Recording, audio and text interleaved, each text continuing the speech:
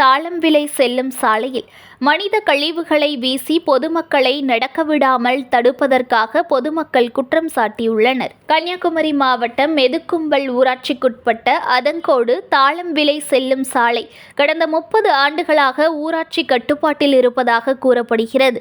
இதுகுறித்து அப்பகுதி மக்கள் கூறுகையில், இந்த பகுதியில் மின் இணைப்பு பாதை மற்றும் கொல்லங்கோடு ஊராட்சியின் கூட்டு குடிநீர் திட்ட குழாய்கள் செல்கின்றன. இந்த நிலையில் கடந்த 9 ஆண்டுகளுக்கு மேலாக பிரலாதன், ஜெயமதி, மகேஸ்வரி ஆகியோர் சாலையில் மனித கழிவுகளை வீசி சுகாதார சீர்கேட்டை ஏற்படுத்தி வருகின்றனர் என்றும், அந்த வழியாக பள்ளி செல்லும் மாணவர்கள் மற்றும் பொதுமக்கள் மீது சிறுநீர் மற்றும் மீன் கழிவுகளை வீசி ஆபாச வார்த்தைகளால் திட்டி அந்த வழியாக பொதுமக்களை தடுப்பதற்காக குற்றச்சாட்டு எழுப்பியுள்ளனர்.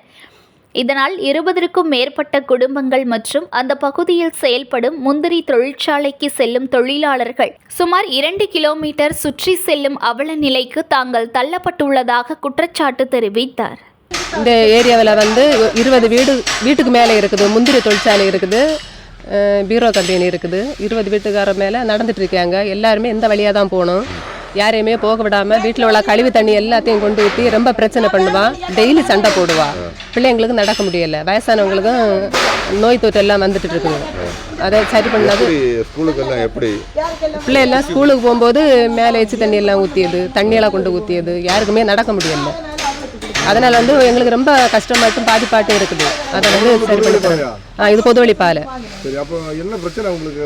என்ன பிரச்சனை? யார் இந்த சாலை? ஜெயமதி, மகேஸ்வரி. எத்தனை குடும்பங்கள் உள்ளாடி இருக்கு? 20 குடும்பங்கள் இருக்குது. 20 குடும்பத்துக்கு மேலே தான் இருக்குது. பள்ளிக்கெல்லாம் எத்தனை கிலோமீட்டர் சுற்றி போகணும்? பள்ளிக்கெல்லாம் ஒரு 2 கிலோமீட்டர் சுற்றி போகணும். News1 தமிழை லைக் பண்ணுங்க, கமெண்ட் பண்ணுங்க, ஷேர் பண்ணுங்க, மறக்காம சப்ஸ்கிரைப் பண்ணுங்க.